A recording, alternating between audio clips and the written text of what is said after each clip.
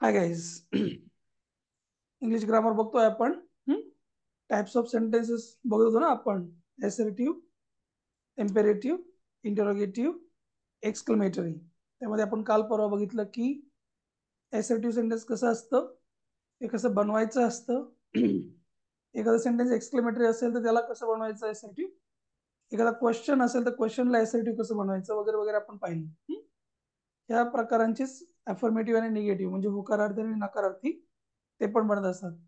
आज आपण बघू की प्रश्नार्थी वाक्य जे आहे ते कसं बनतं आणि एक्झाम मध्ये कसं विचारलं जाऊ शकतं. ठीक आहे. प्रश्न दोन प्रकारचे असतात.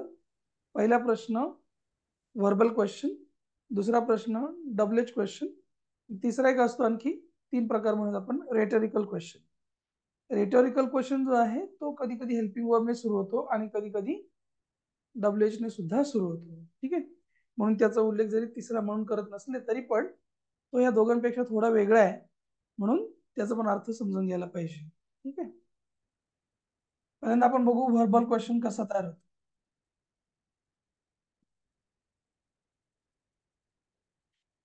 व्हर्बल क्वेश्चन म्हणजे काय? ज्या प्रश्नाचं उत्तर, या प्रश्नाचं आन्सर एक तर येस असणार किंवा काय असणार, नो असणार. या दोघांपेक्षा वेगळं त्याचं काही उत्तर असणार नाही. ठीक. आणि हा जो प्रश्न आहे, व्हर्बल क्वेश्चन, हा नेहमी कशाने सुरू होणार? Helping verb. हेल्पिंग वर्बने सुरू होणार. हेल्पिंग वर्ब किती आहेत आपल्याकडे? 24. म्हणा बरं एकदा.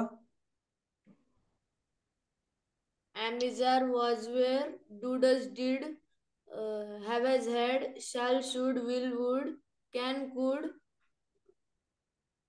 may, might, must, used to, dare, need, ought to. Good, शाबास. यापैकी कोणत्याही एकाने याची सुरुवात होईल. हा, प्रश्नाची जेव्हा याने सुरुवात होईल तेव्हाच तो वर्बल क्वेश्चन होईल, नाहीतर वर्बल क्वेश्चन होणार नाही. आपण सगळ्यांचे थोडं थोडं बघूयात. मॉडेल ऑक्झिलरी पर्यंत जाऊ आपण. हा, चा प्रश्न जेव्हा होईल, एम, इज, आर, वॉज, वर, हे सगळ्यांना आपण टू बी चे रूप म्हणतो, बरोबर? हा, ठीक आहे ना. आहे आणि होता यासारखे प्रश्न जर होतील, या प्रश्न जेव्हा याने प्रश्न सुरू होईल तेव्हा तीन प्रकारे तो प्रश्न विचारला जाऊ शकतो. किती प्रकारे? तीन प्रकारे. तीन प्रकारे प्रश्न विचारला जाऊ शकतो. नंबर एक, नॉन ऍक्शन, म्हणजे त्याच्यानंतर ऍक्शन येणार नाही. नंबर दोन, आय एन जी, म्हणजे चौथा फॉर्म येईल त्यानंतर. आणि नंबर तीन, वर्बचा थर्ड फॉर्म. तीन प्रकारे एम, इज, आर, वॉज, वेर यांनी प्रश्न विचारला जाईल. लक्षात ठेवायचं. हा, एक एक ट्राय मारून बघू. माझ्या बरोबर लिहा, बरोबर बरोबर, म्हणजे कळेल तुम्हाला. पहिलं, am I ready to come. प्रश्न सुरू झाला एमने डायरेक्ट. म्हणजे शेवटी का आलं पाहिजे? कुठे? इकडे डायरेक्ट शेवटी. आय एम रेडीचं झालं एम आय रेडी, उलट होतं ना. Am I ready to come याचा अर्थ काय झाला? मी यायला तयार आहे का. शेवटी का येईल. समजलं की नाही समजलं? बोला. समजलं सर. प्रश्न ॲमिजर वॉजवरनी सुरू होईल. हा, बघा, was I ready to come म्हटलं तर काय होईल? हाच प्रश्न, याचा अर्थ काय होईल? मी यायसाठी रेडी होतो का? करेक्ट. इकडे काय होतं? मी यायला तयार आहे का. इकडे वॉजने सुरू केलं तर काय झालं? मी तयार होतो का, असं. ठीक आहे. हा, बघा परत.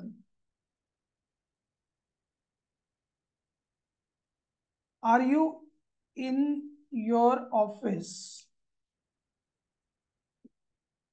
आर ने सुरू झाला.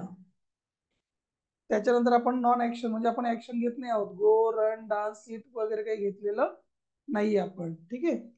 आर यू च्या नंतर लगेच इन युअर ऑफिस म्हटलंय. इथे पण एम आयच्या नंतर लगेच रेडी टू कम म्हटलंय. इथे डायरेक्ट ऍक्शन वापरलेली नाही आपण. Are you in your office याचा अर्थ काय झाला? आर यू म्हणजे तू आहे का. एम आय म्हणजे मी आहे का. वॉज आय म्हणजे मी होतो का, असं. ठीक आहे. Are you in your office काय झाला याचा अर्थ तू तुझ्या ऑफिसमध्ये आहेस का. ठीक आहे. वर टाकला इकडे. वर यू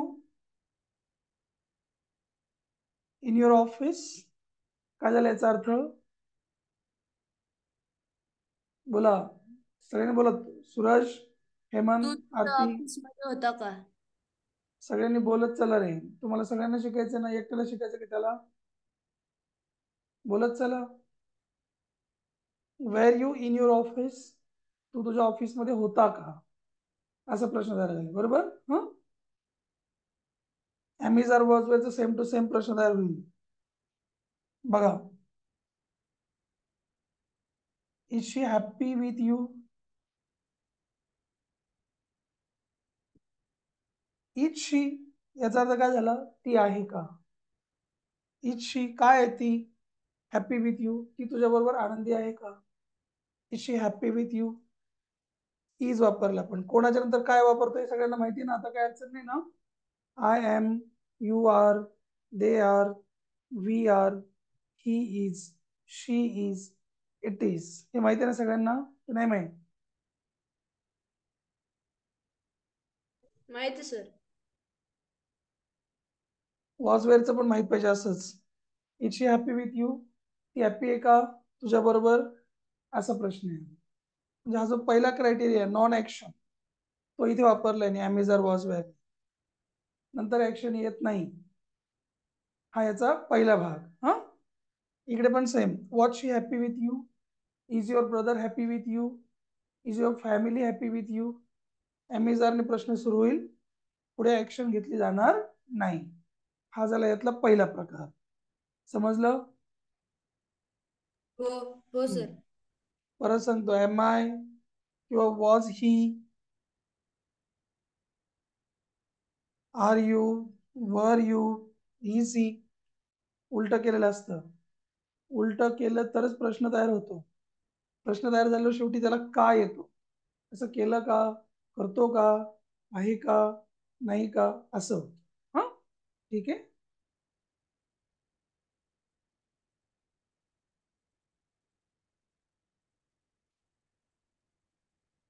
याच्यानंतर दुसरा आय एन जी वाला तो आपल्याला लहानपणापासून माहिती आहे. आय एन जी म्हणजे त. हा are you coming here.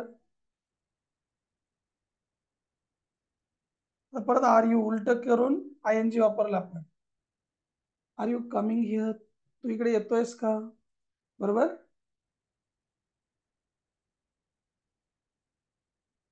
Was she crying for money. Was she म्हटलं उलट केलं आय एन जी लावलं. Was she crying for money ती पैशासाठी रडत होती का, असं झालं. हा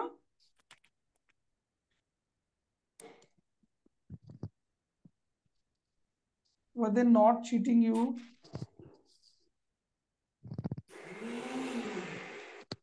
आय एन जी लावला इथे नेगेटिव्ह प्रश्न विचारला. वर दे नॉट नुसतं वर दे म्हटलं असतं ते होते का. वर दे नॉट म्हटल्यामुळे ते नव्हते का, असं झालं. हा were they not cheating you काय झालं याचा अर्थ ते तुला चिटिंग करत नव्हते का. वर दे नॉट चिटिंग यू फसवत नव्हते का तुला, असं याचा अर्थ झाला. हा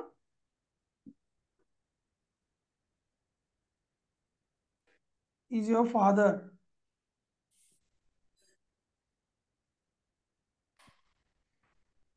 telling you is your father. उलट करा. आय एन जी वापरा. तुझे पप्पा तुला सांगतायत का, है ना. म्हणजे उलट करायचं आय एन जी वापरायचं. हा दुसरा पॅटर्न झाला वर्बल क्वेश्चनचा. अमेझर वॉजवर वापरा, आय एन जी वापरा.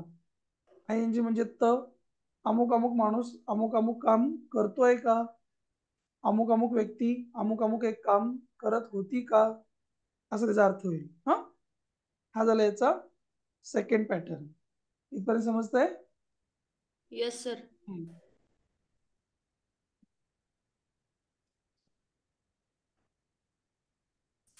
तिसरा पॅटर्न, जेव्हा V3 वापरू आपण तेव्हा कसं होईल बघा.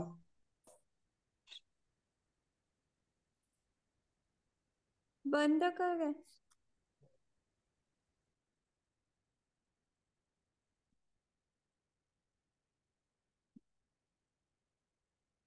MI वापरलं, ED वापरलं, ED वाला शब्द आला, आपोआप V3 झाला. Am is are was were यांच्या नंतर जेव्हा ED वाला शब्द येईल किंवा बी कोणी पण येऊ देत, am is are was were be being been, त्यावेळेला तो V3 वाला ED वाला शब्द V3 होतो. एम आय अपॉइंटेड असं जेव्हा होईल तेव्हा ह्या माणसासोबत ला म्हणायचं, मला अपॉइंट केलंय का 2 वर्षासाठी, असं होईल.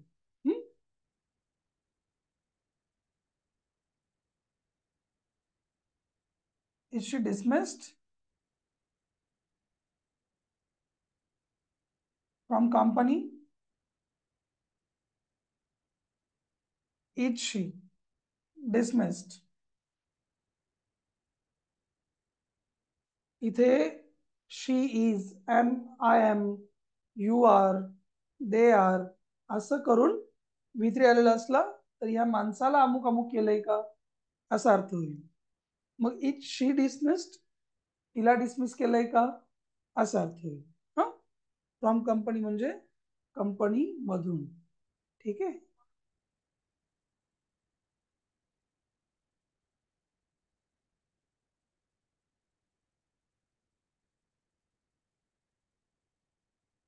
वर दे promised before election.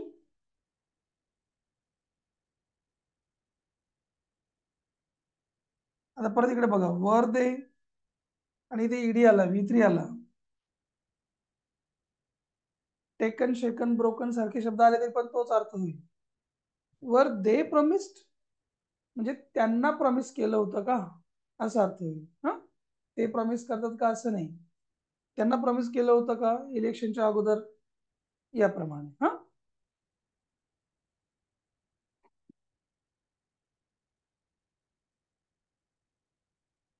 Was the box taken, actually हे वाक्य असं पाहिजे, box was taken. Was the box केलंय, बॉक्स घेतला गेला का, बॉक्स घेतला गेला होता का, असा याचा अर्थ होईल.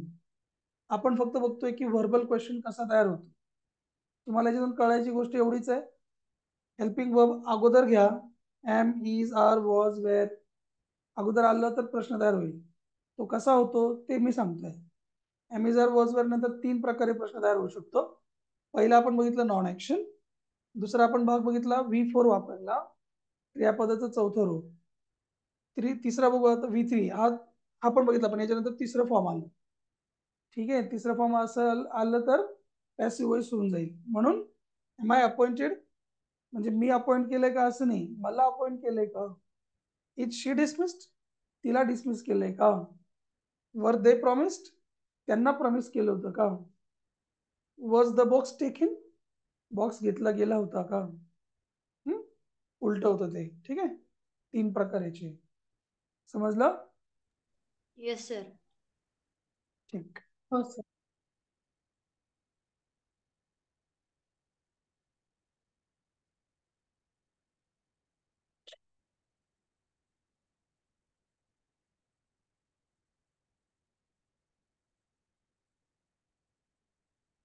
डू डज डीड यांचा प्रश्न कसा तयार होतो हे समजून घ्या.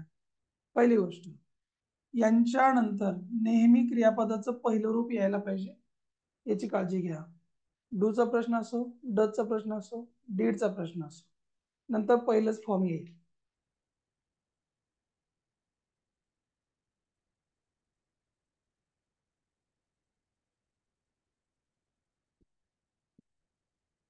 यू डू नाही म्हटलं मी, डू यू म्हटलं, डू डज डीडने सुरुवात करा, नंतर पहिलं फॉर्म घ्या. अंडरस्टँड हे पहिलं फॉर्म. डू यू अंडरस्टँड याचा अर्थ तुला समजलं का असं होत नाही. डू डचा अर्थ होतो तो, ती, ते, तात, हे लिहून दिले मागे. डूच्या प्रश्नाचा अर्थ होईल मग तुला समजतं का, तुला समजते का, असा अर्थ होईल. हा,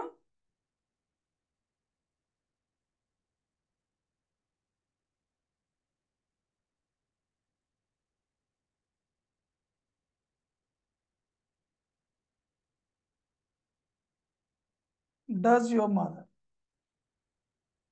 आय यू दे वी यांच्यासाठी आपण डू वापरतो. ही शी इट आणि तिसरा व्यक्ती एकटा याच्यासाठी आपण डज वापरतो. आपण हे लिहून घेतले मागेच. नसेल माहीत तर मागे जाऊन बघून घ्या एकदा. Does your mother teach you याचा अर्थ असा नाही होणार की तुझ्या मम्मीने तुला शिकवलं का. याचा अर्थ होईल तुझी मम्मी तुला शिकवते का. का बरं शिकवते म्हटलं, कारण वाक्याच्या सुरुवातीला डू किंवा डज दोघांपैकी एक जण आला.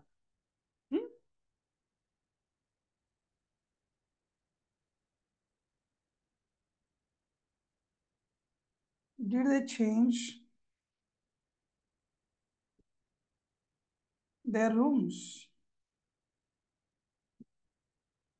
प्रश्न डीड ने सुरू झाला. डीड दे, जेव्हा जेव्हा प्रश्न डीड ने सुरू होईल तेव्हा त्याला ल म्हणत चला, केलं या अर्थाने. हा, did they change their rooms, त्यांनी त्यांच्या रूम बदलल्या का, असं.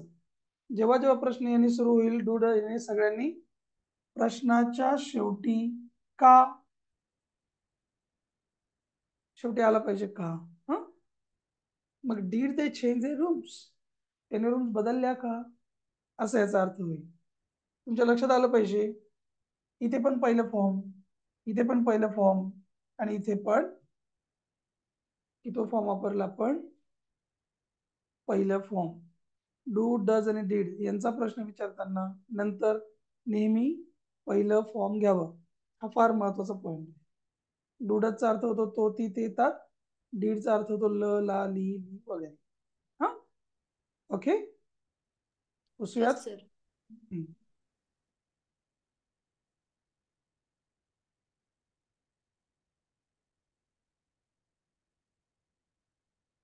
हॅव्हॅझॅडचे प्रश्न बघूयात. हॅव्हॅझॅड,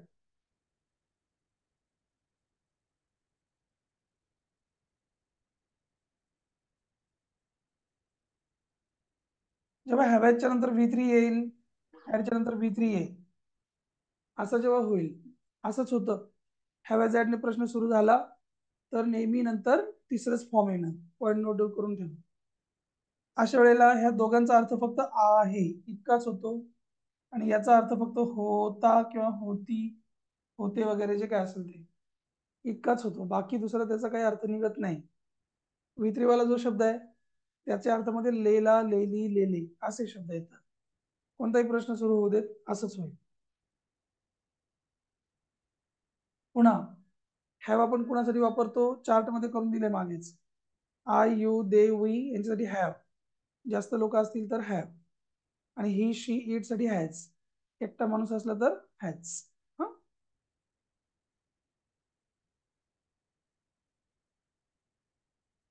have you given your card,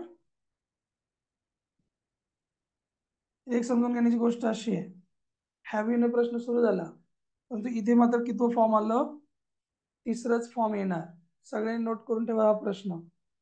हॅव्हॅझॅडचं वाक्य जेव्हा पण सुरू होईल तेव्हा त्याच्यानंतर तिसरंच फॉर्म येणार compulsory.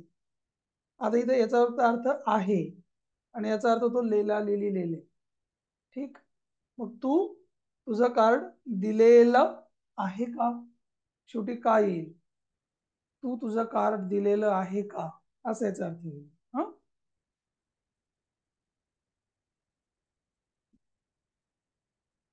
Has she gone to Nashik. आता बघा इथे हॅज शी म्हटलंय, साहजिकच इथं किती फॉर्म आलं, तिसरं फॉर्म आलं.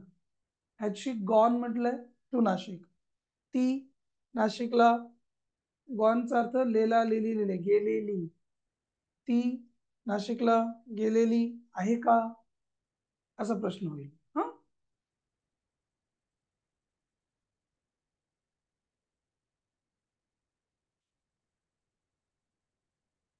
had he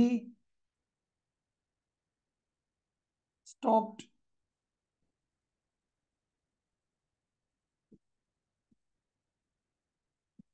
स्मोकिंग, हा प्रश्न बघा. इथं आपण काय केलं, हॅड ही घेतलं. इथं ईडी वाला शब्द आला. प्रत्येक वेळेला तिसऱ्या फॉर्म मध्ये ईएन असलंच पाहिजे असं काही नाही. 90% टाइम्स काय येतो, ईडी येतो. तो पण तिसराच फॉर्म असतो. तिसरा फॉर्म आला की त्याला लेला लेली लेले म्हणायचं. हॅव हॅज हॅड यांच्यानंतर येणाऱ्या ईडी वाल्या शब्दाला तिसरा फॉर्म म्हणा. मग हॅड ही स्टॉप्ड, हॅडचा अर्थ काय इथं होता. मग त्याने स्मोकिंग थांबवलेलं होतं का, असा प्रश्न तयार झाला. म्हणजे हॅव हॅज हॅडने प्रश्न सुरू झाला तर आहे का, होतं का, असाच अर्थ येतो. परंतु त्याच्या शेजारी गेलेला, आलेला, म्हटलेलं, सांगितलेलं असं. समजलं? Yes no? Yes, sir. Yes, sir.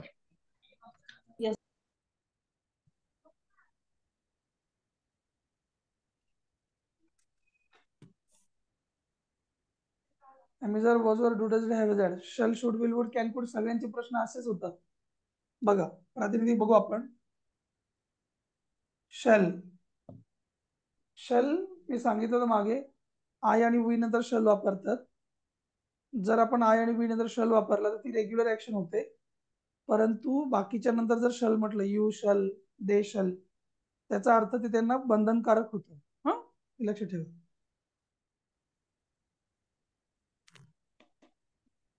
Shall we check दिस? जेव्हा वाक्यामध्ये शल आय किंवा शल वी अशी सुरुवात दिसेल तेव्हा मोस्ट ऑफ द टाइम्स त्याचा अर्थ होतो करू का. शल वी चेक, आम्ही चेक करू का, असं त्याचा अर्थ होईल. हा, शल वी चेक दिस, आम्ही हे चेक करू का, दॅट इज. हा,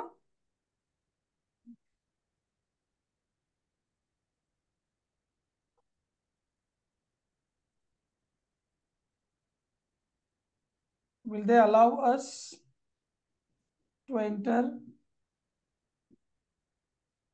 ते आम्हाला एंटर करायला अलाउ करतील का, शेवटी का होईल. कोणतं पण मॉडेल ऑक्झिलरी घ्या असंच होईल. हा, इथे शूड म्हटलं आपण, शूडने सुरू केलं, हेच सगळं घेतलं. Should they allow us to enter, काय होईल त्याचा अर्थ, त्यांनी करायला पाहिजे का अलाउ, असा अर्थ होईल. हा, जो शूडचा अर्थ आहे तो त्याला ऍड करायचा, बाकी काहीच नाही.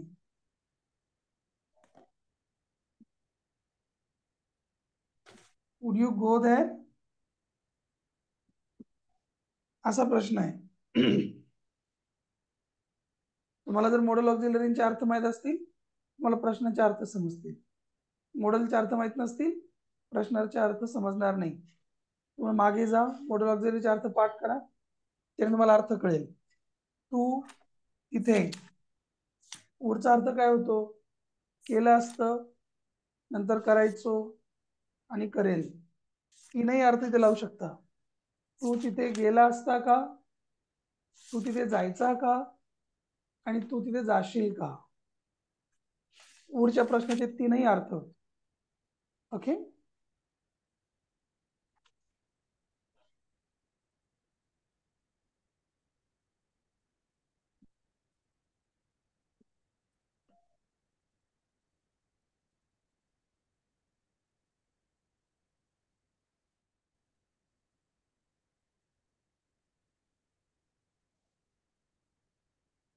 कॅन यू म्हटलंय, तू करू शकतो का, काय करू शकतो का, कम्प्लीट. तू जानेवारीच्या अगोदर हे कम्प्लीट करू शकतोस का, असा प्रश्न तयार होईल. कॅन यू म्हटलं करू शकतोस का. जर तुम्ही कुड यू म्हटलं, सेम बाकी कंटिन्यू करा. कुड यू कम्प्लीट दिस वर्क, म्हणजे तुम्ही करू शकत होते का, करू शकले का, असा. या सगळ्यांना नॉट लावू शकता. मे वापरला, मे आय कमिंग सर, मी आत येऊ शकतो का, याप्रमाणे. ठीक आहे. किंवा शक्यता आहे का, मे ही कम टुमॉरो, त्याला उद्या येण्याची शक्यता आहे का, याप्रमाणे. माईटचं पण तसंच, माईट म्हणजे कदाचित तो येईल का, असं होईल. हा, माईट ही कम म्हणजे त्याला तो येईल का बहुतेक इकडे आपल्याकडे, का नाही येणार, शक्यता आहे का, कमी का होईना, तो होईल माईट. मस्ट करायलाच पाहिजे का, हार द्यायला लागेल ना. मस्ट आय अंडरस्टँड दिस, मला हे समजायलाच पाहिजे का. मस्ट आय फॉलो यू, मी तुम्हाला फॉलो करायलाच पाहिजे का. Must they come here to sit, त्यांनी इथे बसायला यायलाच पाहिजे का, असा अर्थ होईल. कोणतंही हेल्पिंग वर्ब स्टार्टला घेतलं तुम्ही त्यांनी प्रश्न विचारू शकता. कोणत्याही हेल्पिंग वर्बला नॉट लावायचा असला 2 प्रकारे लावता येईल. डू यू नॉट म्हणू शकता, डू यू नॉट गो, तू जात नाही का. म्हणजे नॉट आपण वर्बच्या शेजारी पण लिहू शकतो आणि डायरेक्ट डोंट इकडे पण आणू शकतो. डोंट यू गो, याप्रमाणे पण करू शकतो. सगळ्यांचं निगेटिव्ह असंच होईल. तुम्हाला जे सोपं वाटतं त्यांनी करा. नॉट आल्यावर हे करत नाही का, हे करत नाही का, असा अर्थ होईल डू डज असल्यावर. हा, डोंट यू अंडरस्टँड, तुला समजत नाही का. डिडंट यू अंडरस्टँड, तुला समजलं नाही का. हॅवंट यू अंडरस्टूड, तुला समजलेलं नाहीये का. हॅडंट ही स्टेड देअर, तो तिथे थांबलेला नव्हता का, असे पण प्रश्न विचारू शकतात. हा, विल नॉटचं काय होतं, विल नॉटचा शॉर्टकट काय होईल, वोंट. आणि शल नॉटचा काय होईल, शॅन्ट. हे पण दोघ जण असू दे तुमच्या बरोबर, यांनी प्रश्न विचारत नाही परंतु तरी पण आपल्याला माहित पाहिजे. वोंट यूचा प्रश्न विचारतात बऱ्याच वेळेला. वोंट यू गो, तू जाणार नाही का. Won't you listen to me, तू माझं ऐकणार नाही का, असे प्रश्न विचारतात. हा, कळलं हेल्पिंग वर्बने कसा प्रश्न विचारतात ते. Yes or no.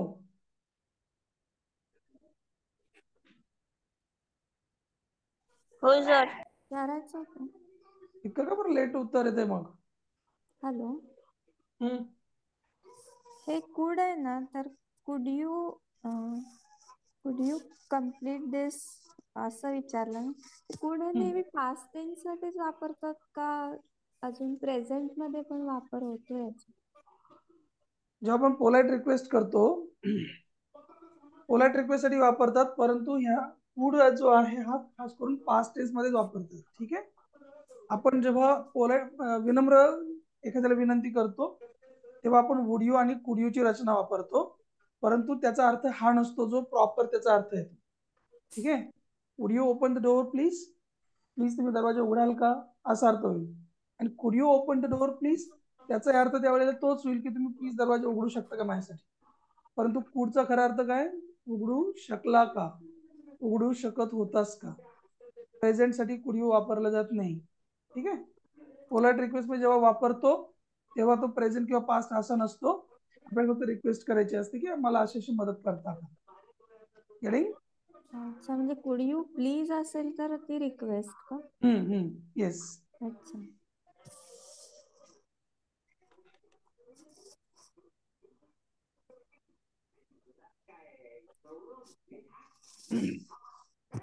कन्फ्युजिंग आहे पण. काहीच कन्फ्युजन नाही आहे.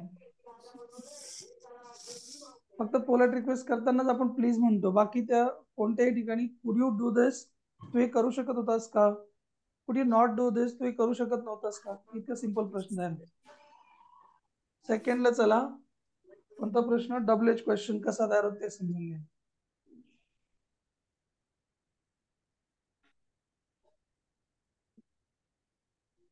आता आपण जेवढे व्हर्बल क्वेश्चन पाहिले त्याच्या अगोदर डबल एच शब्द लावला की डबल एच प्रश्न तयार होऊन जाईल. मराठीतून विचारताना डबल एच शब्द जो आहे, क ने सुरू होणारा शब्द, काय, कोण, कुठे, कधी, कोणाला, कधी, कसे, काय वगैरे जे काही शब्द आहेत ते मराठीतल्या प्रश्नात बऱ्याच वेळेला 2 नंबरला असतात. तू कुठे चाललायस, तू काय म्हणतोयस, तू कोणत्या वर्गात शिकतोस, 2 क्रमांकावर आपण काय, कुठे, कोणी वगैरे म्हणतो. डबल एच प्रश्नामध्ये तो शब्द उचला आणि हेल्पिंग वर्बच्या अगोदर ठेवा. तुम्हाला डब्ल्यूएच प्रश्न कसा विचारायचा ते कळून जाईल. बघा,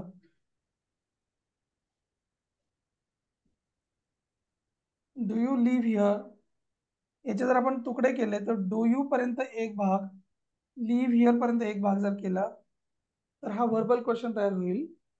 तू इथे राहतो का? डू यू लिव्ह हिअर, इथे राहतो का? आणि त्याचं जर तुम्हाला डब्ल्यूएच क्वेश्चन विचारलं, तू इथे कसा राहतो रे, किंवा कुणाबरोबर राहतो, अशा वेळेला काय करायला पाहिजे, ह्या डूच्या अलीकडे इथे इथे लिहायला पाहिजे एक नंबरला. कसा, कुणाबरोबर, का. ठीक आहे. डब्ल्यूएच शब्दांचे अर्थ सगळ्यांना माहिती आहेत ना? तुम्हाला उत्तर यायला 1 तास लागतो, माहिती आहे का? हो की नाही म्हणाला 1 तास लागतो तुम्हाला. माहिती सर. हा, माहिती आपण लिहिलं, व्हाय लिहिलं आपण अगोदर. याचा अर्थ काय होईल? Why do you live here, तू इथे का राहतोस? का राहतोस तू इथे. मग डब्ल्यूएच प्रश्न बनवताना काय काय गोष्टी लक्षात ठेवायला पाहिजे? पहिली गोष्ट, डब्ल्यूएच वर्ड पहिल्यांदा येणार, नंतर हेल्पिंग वर्ब येणार, नंतर माणूस येणार कोणत्या त्यातला जो कोणी पर्सन आहे तो, आणि नंतर 4 नंबरला त्याची काय येणार, ऍक्शन येणार. कोणताही डब्ल्यूएच क्वेश्चन ह्याच क्रमाने विचारा. फक्त हू वाला जो प्रश्न आहे, who runs, who goes, who tells, direct who नंतर व्यक्ती येऊ शकतो. बाकी सगळ्या ठिकाणी म्हणजे हू नंतर डायरेक्टली ऍक्शन येऊ शकते. बाकी सगळ्यांच्या ठिकाणी हा फॉर्म्युला यूज केला जाईल. आधी डब्ल्यूएच शब्द, मग हेल्पिंग वर्ब, मग त्यातला जो कोणी ऍक्टर असेल, डुअर असेल, सब्जेक्ट असेल तो, आणि मग त्याच्यानंतर त्याची ऍक्शन. ठीक आहे. बघा,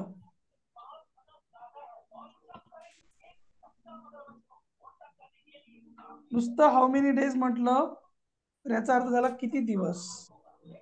त्याच्या अलीकडे इन लावलं तर किती दिवसांमध्ये असं होईल. किती दिवसांमध्ये वाला प्रश्न विचारायचा असला, तू किती दिवसांमध्ये येशील, तू किती दिवसांमध्ये माझे पैसे परत देशील, तू किती दिवसात हे कंप्लीट करशील, किंवा काही पण करू शकतोस, असं जेव्हा विचारायचं असेल त्यावेळेला सगळ्यात पहिल्यांदा तो क वाला शब्द लिहा. किती दिवसात, इन हाऊ मेनी डेज. मग हेल्पिंग वर्ब विल, मग व्यक्ती यू, आणि मग नंतर ऍक्शन रिटर्न माय मनी.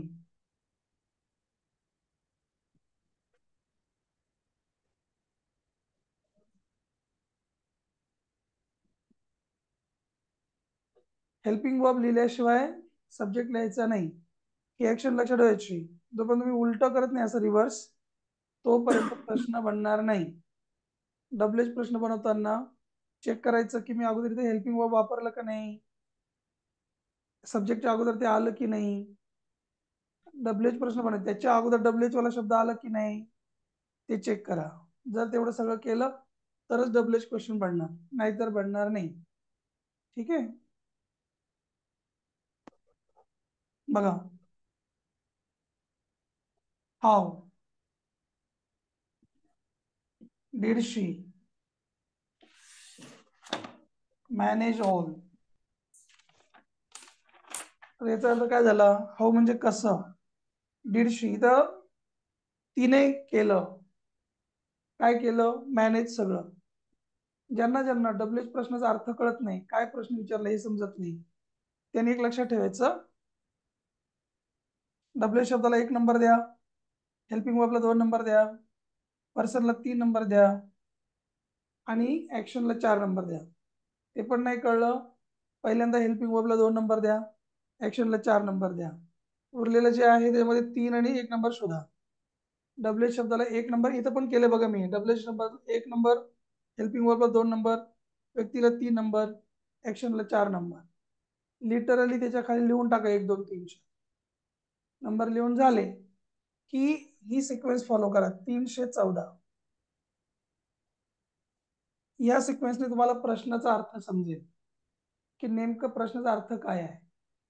314 कसं समजेल हे बघा. इथे why do you live here प्रश्न विचारला, काही पण प्रश्न आहे हा आपल्याला माहित नाहीये. याला नंबर दिला 1, याला 2, याला 3, याला 4. आता काय करणार, 314 ने अर्थ समजेल बघा. 3 नंबरला काय, तू, नंतर 1 नंबरला कोण आहे, वाय, म्हणजे तू का राहणे आहे ना, तू का राहा, आणि इथे त्यामधलं हेल्पिंग वर्ब मिक्स करून टाका. डू म्हणजे तो ती ते येतात, ज्यांना पाठ आहे त्यांना काय अडचण येणार नाही. मग तू का राहा तो इथे, तू का राहतो असा प्रश्न आहे. इकडे पण in how many days will you return my money असा प्रश्न आहे. 1 नंबर याला द्या, इन हाऊ मेनी डेज सगळ्यांना, 2 नंबर याला द्या, 3 नंबर याला द्या, 4 नंबर याला द्या. पुन्हा 314 डायल करून बघा. तू किती दिवसात रिटर्न करशील, बरोबर, काय करशील रिटर्न, माझे पैसे. 314 नंबरने तुम्हाला कोणत्याही अवघड प्रश्नाचा अर्थ समजू शकतो. कळतंय का नाही कळतंय? हा प्रश्न पण विचारणं चूक झाले आता, त्याच्यामुळे उत्तरच नाही तिकडनं रिस्पॉन्स लवकर येत. हो सर कळते. शी, तिने कसं मॅनेज केलं सगळं. 314 नंबरने WH प्रश्नाचा अर्थ समजू शकेल तुम्हाला. ओके, कोणताही WH प्रश्न असाच राहील, फक्त हूचा प्रश्न वेगळा राहील.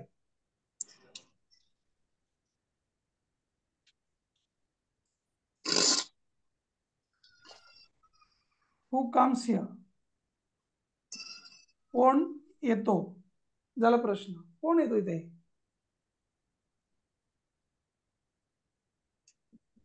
हू इज क्राईंग, कोण रडत आहे, उलट या, झाला प्रश्न. ठीक आहे, इथे तुम्हाला 314 वगैरे लावण्याची काही गरज नाही. हू म्हणजे कोण एवढा फक्त अर्थ घ्या, उरलेले ऍक्शन आहे त्याचा अर्थ बघा, झाला अर्थ. हू विल कम फर्स्ट, कोण येईल पहिल्यांदा, झाला त्याचा अर्थ.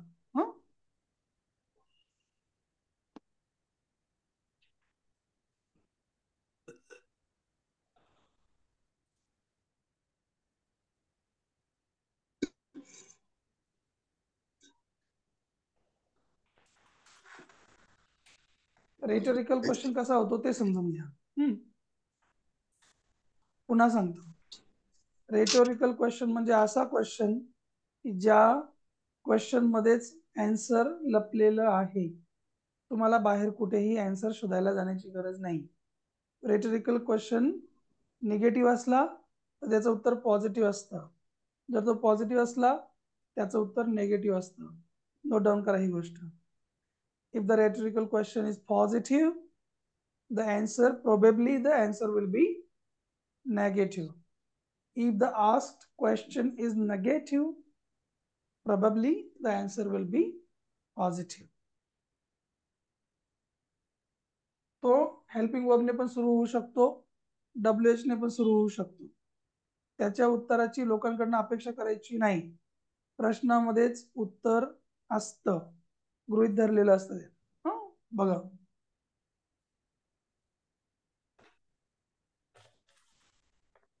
आर यू मॅट, तसं बघितलं तर हा हेल्पिंग वर्बचा प्रश्न आहे, व्हर्बल क्वेश्चन, बरोबर. याचा अर्थ काय झाला, आर यू मॅड, वेडा आहेस का तू. का बरं विचारता असं लोक, वेडा आहे का तू. त्यांना असं म्हणायचं तू दिसत तर नाही वेडा, बरोबर. Yes sir. जेव्हा प्रश्नामध्येच उत्तर आहे की तू वेडा नाही आहेस, वेडा नाही तरी वेड्यासारखं करतोयस असं म्हणायचं असलं तेव्हा असा प्रश्न विचार, अरे मॅड म्हणजेच you are not mad. Verbal क्वेश्चनचं असर्टिव्ह करताना यू आर नॉट मॅड करत चला. बघा, isn't it tasty, isn't it tasty नाही आहे का, याचा अर्थ इट इज टेस्टी. पेपरमध्ये जेव्हा रेटोरिकल क्वेश्चन तयार करायला लावतील, पेपरमध्ये एक वाक्य येतं की मेक इट्स रेटोरिकल क्वेश्चन, त्यावेळेला दिलेल्या वाक्याचं जर पॉझिटिव्ह दिलेलं असेल त्याचं निगेटिव्ह करा, निगेटिव्ह दिलेलं असेल तर पॉझिटिव्ह करा प्रश्न. ठीक आहे,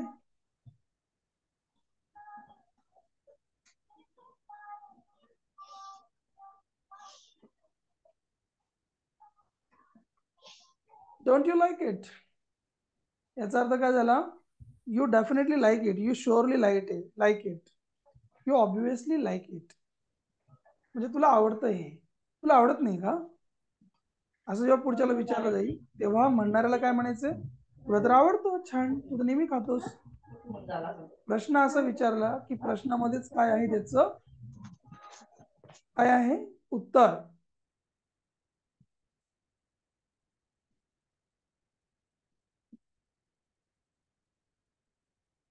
हु will help your mother?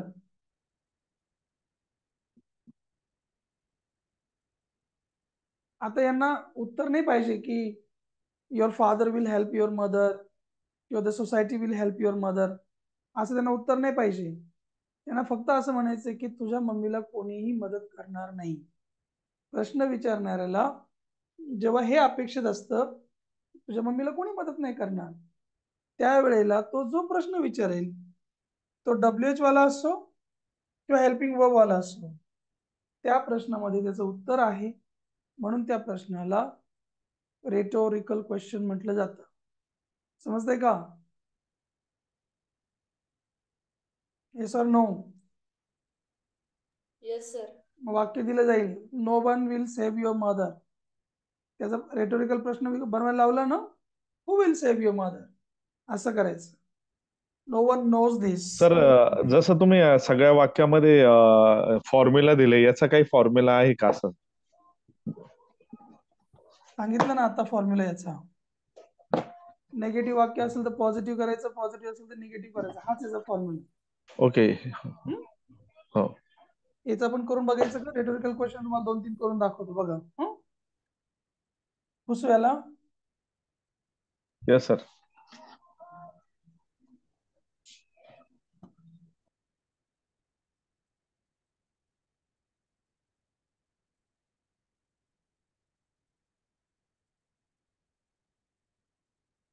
your father will not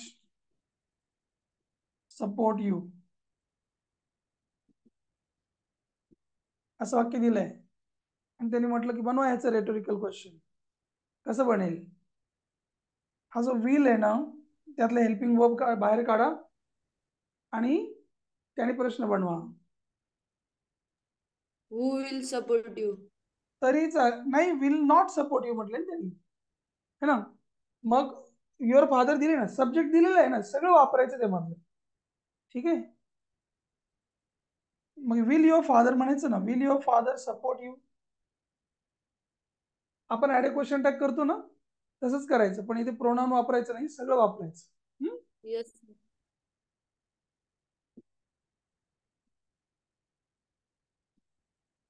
will your father, will your father तुझे वडील तुला सपोर्ट करतील का? म्हणजेच काय? नाही करणार. कळलं?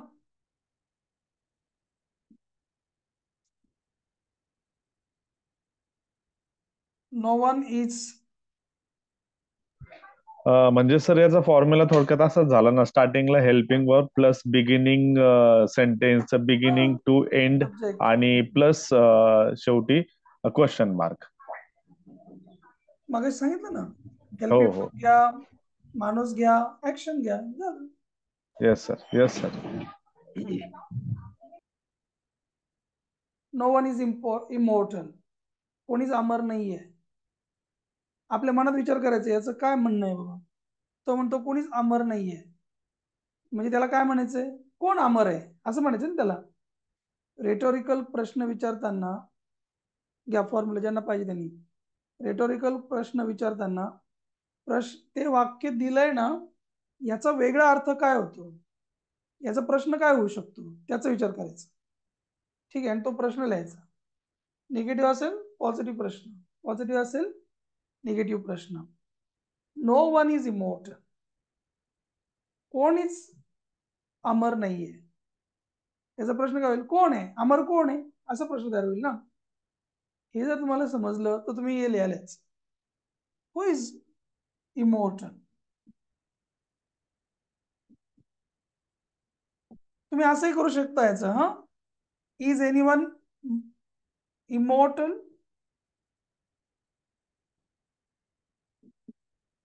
म्हणजे तुम्ही WH प्रश्न विचारला तरी पण तेच उत्तर येणार, आणि हा प्रश्न विचारला हेल्पिंग वर्ब वाला तरी तेच उत्तर येणार.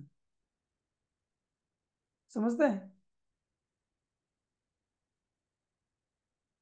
त्या वाक्याचा अर्थ येणार प्रश्न विचारा, बस त्याला म्हणतात रेटोरिकल क्वेश्चन. वाक्याची दिलंय ना तो अर्थ आला पाहिजे. कळतंय का नाही? बघा,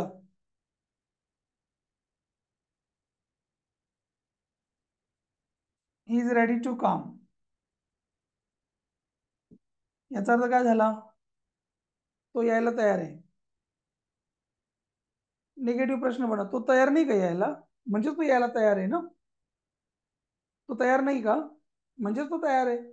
तसा प्रश्न विचार, निगेटिव्ह प्रश्न विचार. क्वेश्चन टॅग लक्षात ठेवा, क्वेश्चन टॅग सारखा प्रश्न विचार. हा, इज आहे ना, मग इजंट वाला प्रश्न विचारा किंवा इज ही नॉट म्हणा, काही फरक पडत नाही. Is he not ready to come असं.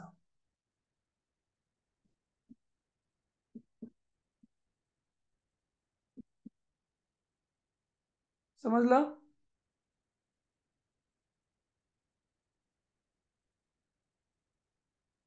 समजलं की नाही? समजलं सर. उत्तर का बरं लेट आहे तर तुमच्याकडनं? समजत नाही म्हणून का लिहित असता म्हणून? मला सांगा एकदा.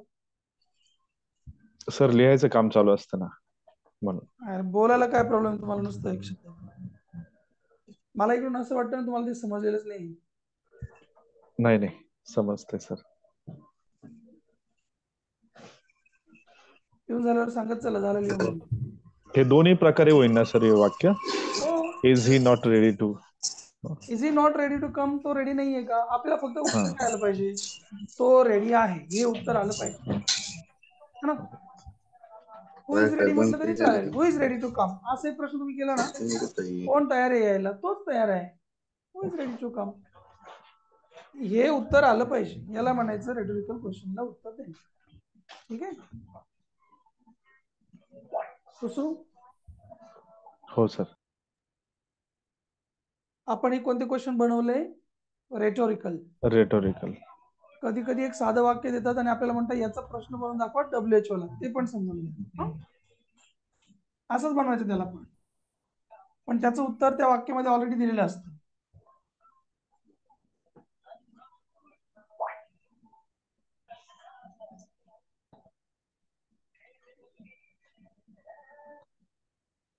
How to make a WH question.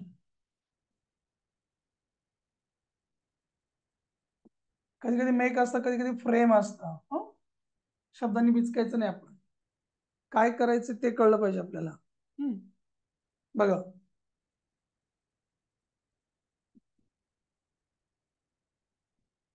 My father is coming किंवा वर्किंग इन फॅक्टरी, काय पण म्हणा.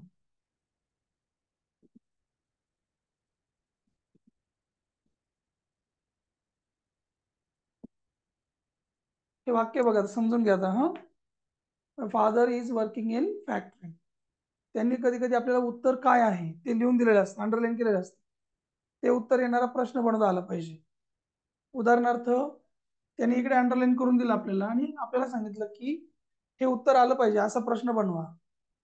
नीट समजून घ्या. My father is working in factory, माझे वडील फॅक्टरीमध्ये काम करत आहेत. बरोबर. फॅक्टरीमध्ये उत्तर, याचा अर्थ कुठे, असा प्रश्न होईल ना. हो. Yes sir. मग तो कुठेवाला प्रश्न बनवा. वेअर. हा, आणि फॉर्म्युला मग सांगितलंय. पहिल्यांदा WH शब्द, नंतर हेल्पिंग वर्ब, नंतर माणूस त्यातला, आणि मग ऍक्शन. बस कळलं. आणि जो अंडरलाईन केलेला भाग आहे तो उत्तर आहे. ते कशाला लिहायचं प्रश्न, है ना. मग तुम्ही काय करा, इकडे प्रश्न चिन्ह करा फक्त, आणि माय फादरच्या अगोदर इजला इकडे घेऊन टाकावं लागेल तुला, कारण आपलं काय ठरलंय, पहिल्यांदा WH प्रश्न म्हणून अगोदर घ्यावं लागेल वेअर, नंतर हेल्पिंग वर्ब याच्यातलंच घ्यायचं इज. हे झालं 1 नंबर, हे झालं 2 नंबर. 3 नंबरला माणूस कोण आहे? माय father.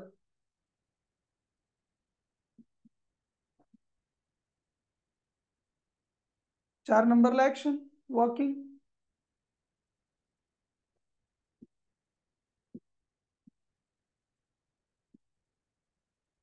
Where is my father working. याचं ऑटोमॅटिकली उत्तर काय येईल? In factory. बघा समजतंय का? सांगा मला समजलं म्हणून. नाही समजलं ते सांगा.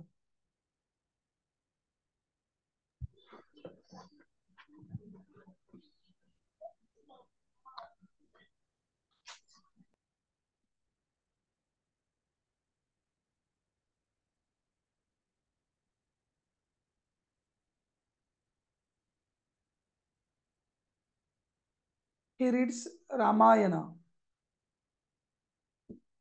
सोपं सांगतो म्हणजे तुम्हाला कळेल कसं प्रश्न बनतो WH. समजा त्याने ही ला अंडरलाईन केलेलं असलं, आपल्याला कळलं तो रामायण वाचतो. प्रश्न बनवायचा आहे WH वाला, कोण वाचतो रामायण असं होईल ना. हीच्या जागेवर फक्त हू लिहा, बाकी सेम. हू रीड्स रामायण.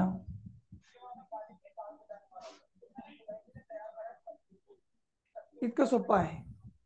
पण जर त्यांनी रामायणाला अंडरलाईन केलं असतं, ही रीड्स रामायण असं असतं, मग काय करणार? रामायण हे उत्तर आहे ना. आपला प्रश्न काय झाला असतं? तो काय वाचतो असा प्रश्न तयार झाला असता ना. हो.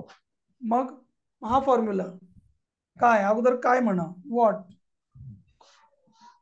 Helping verb. याच्यामध्ये हेल्पिंग वर्ब कोणतं इथे कळतं आपल्याला. ऍक्शनला चिटकलेलं असतं मागे. 5 फॉर्म आहे म्हणजे कोणतं हेल्पिंग वर्ब आहे त्याच्यात?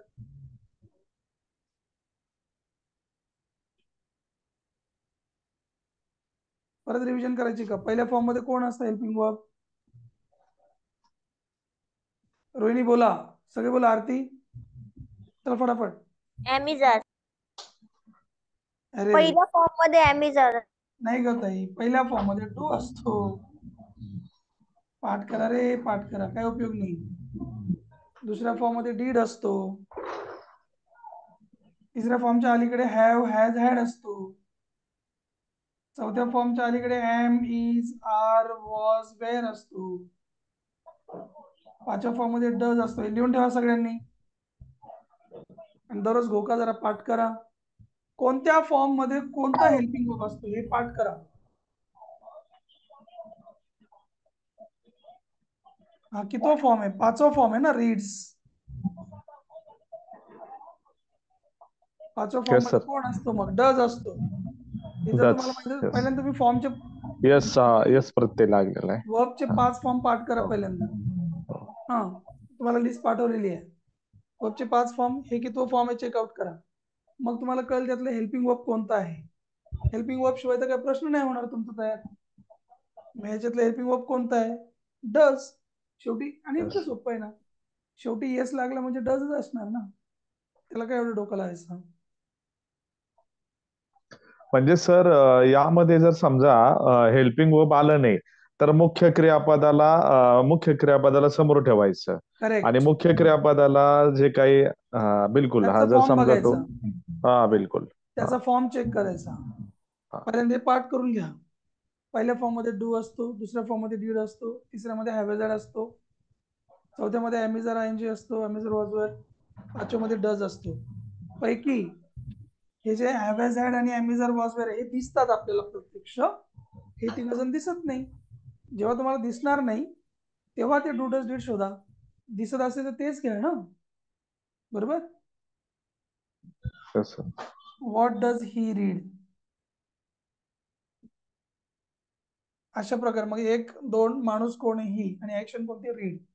इथे डज आल्यामुळे इकडे ऍक्शनचा किती फॉर्म यायला पाहिजे? पहिला फॉर्म यायला पाहिजे. याप्रमाणे आपल्याला WH प्रश्न विचारता यायला पाहिजे. कोणताही WH प्रश्न असाच विचारायचा. कळलं का नाही? हो लिहून घ्या सर. सर. Yes sir. लिहून घ्या, काय हरकत नाही, लिहून घ्या.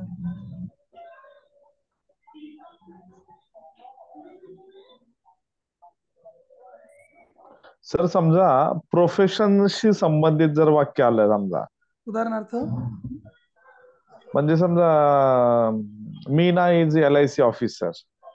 हा, मग ह्याच्यातलं हेल्पिंग वर्ब कोणतं आहे? इज. ते घ्यायचं अगोदर. बघा, Meena is an LIC officer. आता याच्यामध्ये तुम्हाला NLIC ऑफिसरला जर अंडरलाईन असेल, हो. मीना LIC ऑफिसर आहे, त्याला प्रश्न विचारा ना, हे LIC ऑफिसर म्हणजेच काय, कोण आहे मीना, असं आहे ना, किंवा काय आहे ती, बरोबर. व्हॉट म्हणायचं. जर तुम्ही प्रोफेशन सांगत असाल तर व्हॉट म्हणायचं. ठीक आहे. माणूस आयडेंटिफाय करायचं असेल तर हू म्हणायचं. मग याचा व्हॉटचा प्रश्न होईल. व्हॉट इकडे इज येईल आणि मीना, सोपं होतं. What is Meena? Meena is an LIC officer. ठीक आहे.